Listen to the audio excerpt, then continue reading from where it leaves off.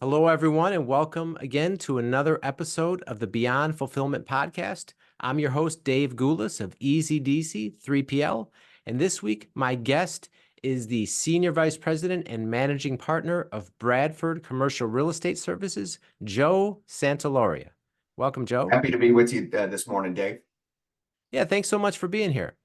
Um, if you could you just tell everyone what Bradford Commercial Real Estate Services is and how you came to be there? Absolutely. I started at Bradford in '09, but Bradford has been around since 1989, where they were formed in I guess at the tail end of the savings and loan crisis to handle the performing asset for a company named Vantage, where in the 50s to the 80s, there were two big real estate players, Vantage and Trammell Crow. Trammell Crow, most people recognize. The savings and loan crisis really hammered the real estate industry, where these developers had to give a lot of their assets back to the bank. Bradford was started to help the performing assets, leasing management, construction management. My principal bought Bradford from the owner of Vantage in 2000. It is now a third party leasing, property management, construction management company. So landlord advisory services. I run the tenant rep silo, where I help warehouse users in Dallas and internationally with their renewals, expansions, and relocations. Again, I've been doing that since 2009. My principal has gotten into the first party business, where he helps private wealth with invest their money into real estate assets in Dallas. And then lastly, Bradford has their international presence through this affiliation, which is Corfac. And I'm treasurer of that organization, where there's a Bradford-like company in 80 different markets. So if Dave, if you were need to expand and West Coast, East Coast, I would tap my partner over there. We would work the transaction together and help you with your renewal, expansion, or relocation. So that's how I have my international presence, is the Corfac affiliation. Okay. So what made you decide to get into commercial real estate? Uh, so um, my I have a little bit of legacy in the industry, where my dad owns Bradford. And so I grew up in the industry, but for 20 years of my life, I knew I did not want to do commercial real estate. Um, in college, I was studying Spanish and international business. But I didn't really like the Spanish program at KU, and he intimated, hey, how about you come and intern at Bradford after my sophomore year of college over the summer. And I shadowed a bunch of brokers in June of that summer. Loved the interactions they had with people, loved the lifestyle they had. A bunch of fun events after work. It was great. Got my license that July, the next month, July and August, and was paired up with a mentor. His name was Todd Lambeth at the time, or his name is Todd Lambeth, worked at Bradford at the time, and now actually he's back. Yeah, just through my interactions with people over that summer, I kind of fell in love with the industry, and really had never been interested before that. Wow. Okay. So you go from growing up around this industry thinking you don't want anything to do with it, and then getting your feet wet and realizing, wow, I really want to be in this industry, like a total 180. It was a 180 within maybe 2 or 3 months. It was pretty incredible. But yeah, it was just it. I feel if you can gel with the people, that's a good spot for you to be. No different than if you're going to college and you're picking a fraternity or an organization. If you like the people in that organization, it's a good one for you. Yeah, absolutely. Absolutely. And speaking of people, so the way that I came to know you, and I was just looking this morning on LinkedIn, so we have 127 mutual connections. And anyone that knows you, that I mention you to, they have the same reaction. Like, wow, Joe is a super networker. Like no one networks like Joe. So that's what you're known for within the industry. Um, how did that come to be, the way you do networking? Absolutely. And so you could split my career in two chunks, where again I've had same role, same position, same company, a very odd path for a millennial. So I would say the first 12 years of my career are maybe 10 or 12. So 2009 to say 2021, I was an avid cold caller where you walk up to a warehouse, walk up that dock ramp, find the old guy in a forklift, say, hey, when's your lease up? How much square footage you have? And you do the drip where you just track them until they either need to expand or their lease comes up. And if you're the right place, right time, usually they pick you. Um, that got me to a good plateau, but I felt a lot of my peers were passing me by where, my production level, I couldn't figure out how to get to the next level. And through my Corfac affiliation, there was a coach that was introduced to the organization, and I started working with her, Greta Scholes, where she she she helped me have a light bulb moment for again for the first decade or 12 years of my career, I did not network. I tried not to network. I saw no value in it. I spent no time doing it, which I suggest to people, if you don't see value in it and you don't have a good strategy, it's best to find something else. But with that moment, I felt this is a good way to diversify, get away from cold calling and grow relationships that can roll into transactions down the road. Don't be focused on just the deal. And through this process, I figured out I was an avid and a good connector. And so I found a good soft skill to throw into my pitch. And it's just continued to develop and develop where now it's, connecting with 3PLs such as you, where it's, hey, let me help you grow your current lanes with my network and let me help you get into new lanes with my network. Talking with supply chain consultants where, hey, let's climb into companies together where I'm just looking from a branch from your tree where I can grow a whole different tree for opportunities for us down the road. So it's still formulating, but again, it's been a couple of epiphany or light bulb moments that have hit me since COVID. Again, I'm just running with it right now. Wow. Okay, because I was looking at your bio too, and from 2009, I mean, there's numerous top performer awards, Power Broker 2015, 17, 18, like a lot of accolades when you were doing the cold calling thing. And then since you switched to this new approach, how have the results been thereafter? It's been a slow build.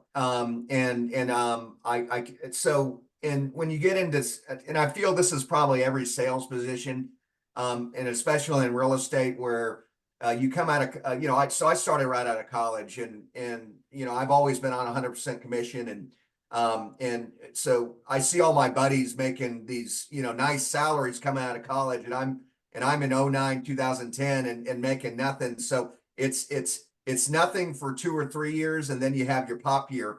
And with this networking process, it's a little bit more of a slow build where you're going after larger users, larger transactions. So it's and less of the singles and doubles, where a lot of real estate brokers they'll have a listing that helps them kind of pay the bills. I don't like landlord business at all. I like to hang with the tenant and be a tenant advisor. So I've yet to have my pop year from these efforts, but I feel there's a lot of relationships that are lined up that may come into fruition this year. And it's not a year to year approach. It's a 40-year approach where I'm in this for the next 40 years. So how can I benefit myself then rather than 2021, 2023, 2024? So I'm not looking really yearly production. I'm looking for relationships that are long-term relationships. So it's just different benchmarks. Yeah, yeah, for sure. And you brought up the commission angle of real estate, which that like some other commission only positions are very tough for Yeah, people. And like, you eat what you kill, literally. And if you don't make a sale, there's nothing coming in. So exactly. uh It's no safety net, but again, all the upside, but all the downside. yeah, so just to even have that approach too, where you like even right on your LinkedIn profile, it's relationships over transactions, where you're not thinking about the close right away, Yep. and it's more about fostering the long-term relationship. Even if it doesn't pay off today, it could potentially pay off a lot bigger down the road. So Right. That's yeah, definitely a unique strategy for sure.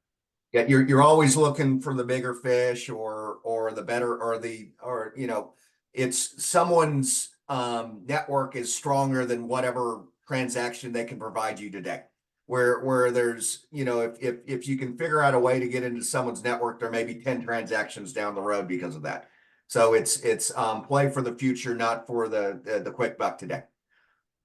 Yeah, and I've experienced that myself too. And I even wrote a digital product that just got released, by the way, where, Right. as a startup founder, I've been bombarded with all types of sales attempts. And, And they're all crappy in the same thing. yeah, and it's so as a buyer, you can feel when someone's just pushing to make the sale just to make the sale, and Right. it's not authentic, it's not a fit, and that just completely burns the relationship from the start. Right. I when I do get those, I have kind of a not a boilerplate response, but it's like, hey, I'm happy to talk to you one on one to see how we can help one another advance, but I'm not interested talking about your product that you're trying to sell for someone else. It's if you want to see if you want to talk personal growth and you're kind of baiting people to change or to to grow to become better and then they become an ally. It doesn't work for everyone, but sometimes you get some surprising things out of that. Yeah, absolutely. And that's really the way it should be, because if it's right, whether it's today, next Right. month, in 3 months, it's going to naturally happen versus pushing for it to happen too soon. That Right. doesn't typically work out well. It's an odds game. It's a numbers game. And like when I first started, it's with sales, there's always that funnel where you got to call 100 people and one or two people end up being a sale. You talk to 30 of them, and I in '09 it was probably 500 to one, and I feel after COVID it's gotten even worse where it may even be 1,000 to one. So it's just you're trading abrasive conversations for great conversations, but again, the immediate results are few and far between. So there's got to be a way, to figure out to help you survive in the interim. But again, with young brokers, cold calling is all you have, unfortunately, because you have no relationships. But once you have those relationships, they start to bloom and pay off. Yeah, for sure. So another thing that I noticed that when we first connected, you have a very unique way of using LinkedIn, and it definitely inspired me to even up my game, because I was like, wow, I thought I was networking, and then after seeing Right. you in action, I was like, I really need to step it up. So where did you come up with that whole process that you go through? This whole thing has been a lot of trial and error. So I candidly I didn't '09 to 2019 I maybe logged 10 hours on LinkedIn cumulatively. I did not use it at all. And then again with COVID and having more time and changing this process, I started getting on there, paying for the premium, and realizing there's just a bevy of information on there, and it helps you see the field where I'm trying to. It's not so much I'm trying to get to this user for this warehouse transaction. I'm trying to figure out a way to connect to a decision maker in a different way. And again, it's everyone you connect with. It's not just the company they work for. They work for 4 or 5 other different companies, and there's value in those relationships. So it kind of helps you pre-screen people and see, yeah, this person could be good for me, or it helps you connect into organization where say, hey, there's Dave Goulis is connected to this guy at Conagra. Dave, do you know this person? Can you help me connect into this organization, or can we connect? Can we connect in together? So again, it's just it had so much visibility and data that you can use to help leverage you to climb into organization rather than calling CEO, CFO, COO and have the same vanilla approach. Hey, can I help you with your real estate needs? Can I help you with your fulfillment needs? Can I help you with your AI needs? Whatever it is, it's just again, it's just leveraging all the information that's out there. Yeah, yeah, for sure. Um, So you mentioned like COVID, it was when you around the time had the epiphany. How have you seen the commercial real estate market change since, because everyone remembers COVID where it was tough to get space and everything was very changed drastically around that time. How have you seen the market change since then? Sure. I'll break it in. There's three sectors that we really focus in on real estate. Industrial or warehousing is my favorite flavor of ice cream, but say a retail sector, very strong historically. And then 2019 came along, e-commerce, as you're very aware of, started pulling business away from brick and mortar retailers. Then COVID was a double whammy where we got to be stuck in our houses. We can't go out and have a margarita somewhere. So the businesses that didn't pivot died, but the ones that did pivot are very strong, and retail is back to what we once knew it, say 2018 and earlier. Um, Office was the strongest asset, at least in DFWs, to say maybe 2016, and then it started losing some steam where assets were starting to become overvalued. Rent growth was starting to stagnate. And COVID was its double whammy, where if you don't have an office building where there's a bunch of professional service workers in smaller spaces, you're hurting. And there may be a give the building back to the bank moment. Industrial, the third sector, which I focus on, I started in '09. That was a big ditch for everyone, every sector, where the submarket I started in, which was DFW Airport submarket, a couple 100 million square feet. That, to give you an idea what rates were then, Well Trucking signed a deal that was $2 gross in 2010. Now, and that was for about 70,000 square feet. For the same space, you're probably around $10 or $12 gross. So the market has grown, and rents historically in bad markets they would be $2 gross, $2 net. Good markets they'd be $3.50 net, and for 50 years it'd be cyclical. Around 13 or 14, that cycle broke, and rates started taking off and have not receded. And that period was 2009 to 2019. COVID was this phenomenal period, what I'll call the Amazon effect, where they were leasing up, say, 30% of the space for 24 months. Rates even accelerated more because you couldn't find space for 1 square foot or 1 million square foot. They pulled back in 22, and that bifurcated the industrial market, where it's still white hot for users, say, below 150,000 square feet, but bulk is back in vogue, where it's now cheap again, where landlords are hungry, where there's more seats to butts, where there's, because of the Amazon effect cycle, developers got thirsty and said, this is going to continue forever. Let's throw up any building we can. And now there's a glut of supply coming on. And the market dynamics are where this space is going to sit vacant for a while, because it's going to take a while for the right user to come. That may be 9 months, that may be 15 months, which historically is normal. So these developers are getting lesser returns, and some are getting more in trouble because of what the Fed has been doing and upping rates, so they can't get cheap debt anymore. So these landlords are getting a lot more aggressive to fill up these bulk buildings. And in these bigger markets, bulk is I mean, the rates are so much more attractive, where it's $4.50 to $5 net, rather than, say, a 25,000 square foot user I'm working with. We're staring at a $12.90 net rate. So it's, again, if you can get up to bulk, you're paying almost a third of the price. Wow. Okay. So that's where you're focusing your efforts right now, just because the rates are so attractive. Yeah, right. You try to bring value and leverage. And if you want a warehouse space in North DFW, and you want 20,000 square feet, there isn't a whole lot of leverage, because there's just not a whole lot of options, and landlords don't care. They're in it to make money, and they're in it to make returns. And there's a lot more butts. There's a lot more butts and seats in that category, in that size range. So to really get leverage, you have to get to certain markets where it's a little bit more recessed, or which are coastal, or you have to get to larger square footages where there's just more supply. It's just supply and demand. Okay.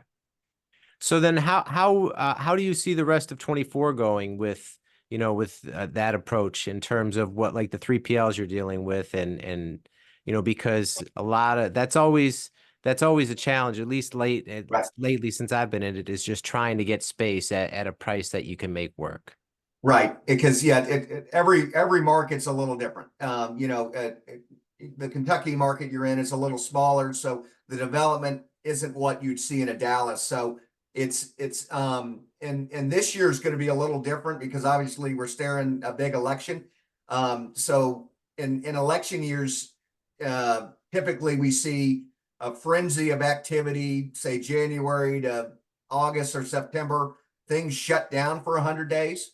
And then we see a bunch of activity in December once everyone figures out, that this guy or gal is going to be president. So now we know what the rules are for the next 4 years. So we'll move forward with that. So I see a lot of people making moves for the first 2 to 2.5 quarters. Everyone taking a break to see what happens. But I think the market's going to be um, I think it's going to be stronger than next year, but maybe 5 or 10%, where you'll still see good activity. Maybe rates come down a little bit, and that loosens things up a little bit. But like with the people like yourself, or say like a Georgeson that I'm working with in Fort Worth, it's the small users are still in expansion mode.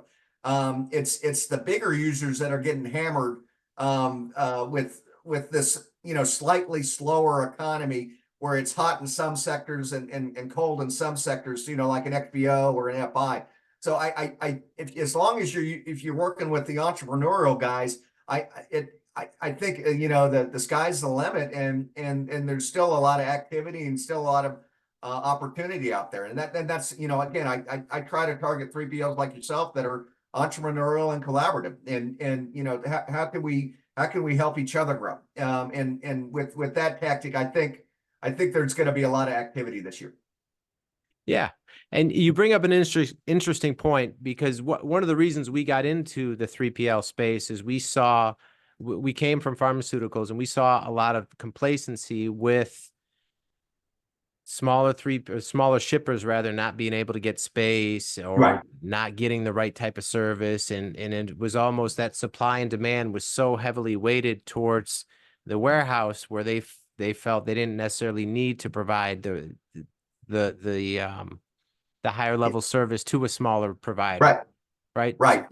You have the time and ability to do that. I talked to Lori at McCollister's, and I think I made that introduction for you.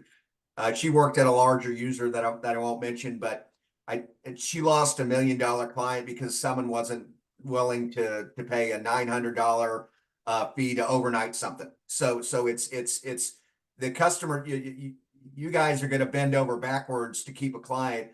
A larger user is going to be like, well, we got 1,000 of them. Why are we going to pay this? It's no different than a landlord to a smaller tenant and a landlord to a larger tenant, where the customer service is going to be higher just because of the overhead that they're covering.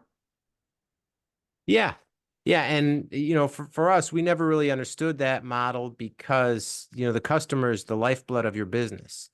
Right. And maybe to a fault, we go just as hard for the smaller customers as the bigger ones. But and I've mentioned this to other people, if there's an issue, my phone's Yes. always on. And if there's an issue with the customer, and I need to be involved, I get involved. Right. Be a solutionist. If if you're not the best person for this, you got a network where you pass it to the guy or gal that knows how to do this lane, and grow with your customers. Figure out ways you can help them scale so that they scale with you and you grow together. Yeah. Yeah, absolutely. And so another thing that you're well known for throughout the industry is your networking calls. And I had the opportunity to be on one just recently, and talked to a lot of people that have been a staple of them for, over the past year or more. Where did that concept come from, and how has that helped your business evolve? So in real estate, there's there's not a lot of cutting edge ideas. It's a lot of R&D or robbing and duplicating, where that person used a good idea. Let's use it, put our spin on it, or on a flyer or whatever. And I honestly can't remember the genesis of this, but well, I actually, so let me back up. I do remember now. So this coach I had, Greta, always had the idea do roundtables. You meet with people, you bring them to, and then you bring them together in a big group. You meet with people, you bring them together in a big group. This was a way for me to cross connect my network and show my abilities on a stage, and also drip on people that may be potential clients or potential partners, where even if you don't make every call, you see that invite notification, or you see it on your calendar every month. So it helps me be top of mind. It helps it demonstrate my abilities, and it helps it weave my network where, again, my pitch or value add is, let me help you be stronger from my network. There's no better way for me to do that. Say, hey, there's going to be 30 people on this call. They're all collaborative. Jump on. I know you're going to get one good connection out of it, if not 29. Yeah. And I lost count how many intros I've got from you, just knowing you or being on the calls too. But that's the one, you mentioned earlier it's a slower build, but that's the one thing that you just can't, it's just like priceless, where Yeah. anyone that, if you're referred to me by Joe, automatically I'm taking, you have my attention. And I see that, like, when you introduce me to other people, I see the same thing, meaning like they know if you made the connection, it's legit and I should Yeah. talk to this person regardless. I believe in warm handoffs. And it's what it happens every once in a while, or you have a call with someone and they say, "Oh, just drop my name." And I would say 99 times out of 100, that person won't want to talk to me. It's you got to help build a bridge for the person, and say, you need to talk to this person because you do this, he or she does that, and that's why you need to talk. And again, it demonstrates your ability. It grows two relationships, and you just never know what's going to come from it. Yeah. Yeah. So true. Um, okay. So with 2024 just getting started, what's next for you right now in terms of Bradford and what you guys are working on? Absolutely. So Bradford, again, we're it's I'm a little bit on the other side of the aisle, where I'm on tenant rep. Bradford is growing their landlord management services. Juliana Brooks is kind of our, or she just got a big title raise, and she's running business development efforts. So Bradford's growing that way. Um, just trying to help office and industrial landlords reposition their buildings, grow their asset values. A big thing for me coming up in late February is my Corfac affiliation, where Bradford is the Dallas flag holder. I'm treasurer of that organization. We have a big conference in Dallas, where 150 real estate brokers are going to be in town. It's going to be, Wednesday night, Thursday, Friday night, and then the board of directors meetings on Saturday. But it's content and growing relationship based. So that's a big thing for me to get through. Where A, I'm host, and B, you just never know who's going to be there, and it's my platform to transact. Where someone needs space in the Inland Empire, I'm calling Clavin. Someone needs space in Chicago, I'm calling Darwin. It's my again, it's part of my pitch. So I it's one networking event that I'm there every it's biannually that I'm there every time. I don't like live events, but this is one that I see a lot of value in. And I'm really looking forward to that this year. Okay. Excellent. And if people want to get a hold of you to learn more or to talk real estate or regarding networking, what's the best way people can get in touch with you? LinkedIn is probably the best way, or all my contact information is there. I check it obviously daily. Shoot me a message, or find my email and shoot me an email because it's on there. And I'd be happy to, again, have a one-on-one, just like we had about 6 weeks ago. All right. All right, excellent. Well, appreciate your time, Joe. That's all the time we have this week. We will see you next time. Thank you. Awesome. Thank you for having me.